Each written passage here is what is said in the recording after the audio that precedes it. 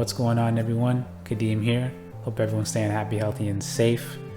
In reference to Life Insurance Awareness Month, which for those of you who don't know, in Canada, September is Life Insurance Awareness Month. So not to get morbid, right? Don't run away, but we're going to be talking about the estate process, or what really happens after somebody passes away, right? So first and foremost, I want you to really think to yourself, what's going to happen to your family if something were to happen to you? Right? Some of us know people who've passed away and kind of left a family behind, maybe children, some very, very unfortunate situations. But what do you think the process is financially after that situation occurs, right? That worst case scenario. Let's talk about that. So some people think when they pass away, everything's gone, right? Their debt is forgiven and their assets just roll over to the family. That's not the way it works, unfortunately, right? The government's still going to come after you. The banks are still going to come after you, or whoever you owe is going to come after you for whatever you owe them, right? So some of the different stages that occur after someone passes away, financially at least, is funeral expenses, right? Someone's got to bury you. Funerals are not cheap.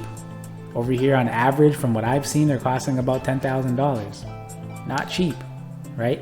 The whole ceremony, the casket, the headstone, all of that, right? It's not cheap. So what is in place for your family to be able to provide a burial for you? Because if you don't have something in place, where are they going to get the money from? Right? All of your assets are frozen when you pass away, depending on what you have set up. They're not going to be able to just go to your bank account and draw out the money, right? So that's funeral expenses, right? There's also final expenses. So we talk about the estate process, right? For those, if you don't know, go ahead and look it up on your own. I'll include some links on the bottom of this, in the description here of this video, but go ahead and look up the estate process, right? Everything you own goes into this estate process, or into your estate. And if it's $50,000 or more, then every $1,000 that in terms of value in that estate is an extra $15, right? That's what has to go to the government. Now, again, everything you have goes into this estate. Your properties, your different accounts that you have, your TFSA, if you don't name a proper beneficiary, everything you own goes into this estate. So the first step is they calculate all of that. They calculate how much your estate is actually worth, right? And therefore they calculate how much you're going to owe the government, how much you have to pay in estate administration taxes based on the value of your estate. The second step, again, the final expenses. So now you pay that you pay those estate administration taxes. They take it from your estate, right? You pay whatever final taxes you might owe, and you pay your creditors, right? Your debtors, whoever you owe money to, all the debts you've had, your student loan, whatever you might have outstanding. This is where you can actually go into your estate and make a claim. They have access to your estate, right? Before your loved ones do, mind you, because again, your assets are all frozen. So they can get access to your estate to say, okay, well, this person owed me this much, and take it from the estate, right? I'm not going to go into the whole process. I'm not a lawyer, but you get the picture. And the third step is where the lawyer steps in, right? You got to pay the lawyer. They get their fees. Whatever other fees need to be paid, they're actually paid at this stage, and the will gets processed at this point. Now, the final step after this whole process, and in my experience, what I've seen, what I've heard of cases where it takes 8 years.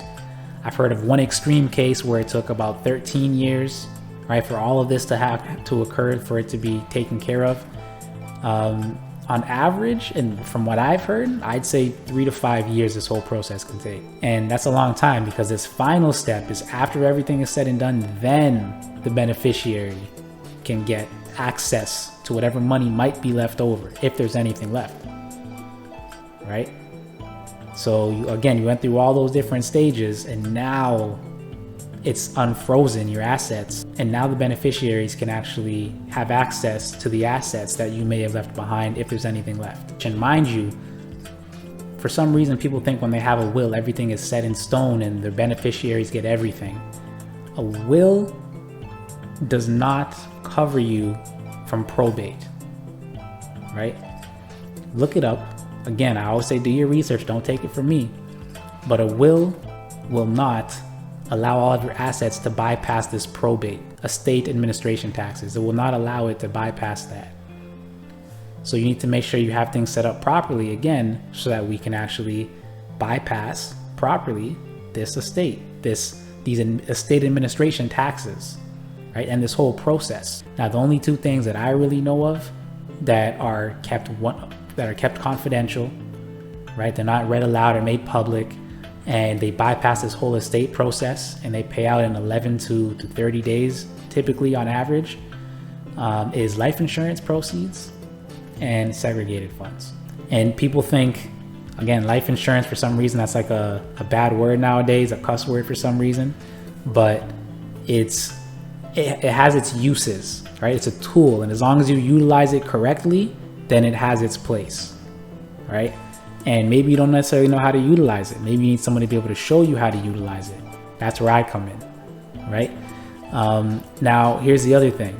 If you designate a beneficiary for your retirement savings plan, your TFSA, certain accounts, right? And not only a named beneficiary, but a preferred beneficiary, right? Your spouse or your children, right? Depending on the account, again, RSP, the spouse, then you can bypass the estate process. And that's why it is so important to name a beneficiary, because you can help to lessen the impact of taxes and kind of avoid this estate process. Again, you can click the links below to get some more information for yourself. Look it up online on your own, do your own research, always do your own due diligence. Don't take my word for it. Don't take anyone's word for it, really. Look into it on your own and confirm what you need to confirm. All right. And that's it for me, everybody. Hopefully that was helpful for somebody. Kadeem here. Stay happy, stay healthy, and stay blessed.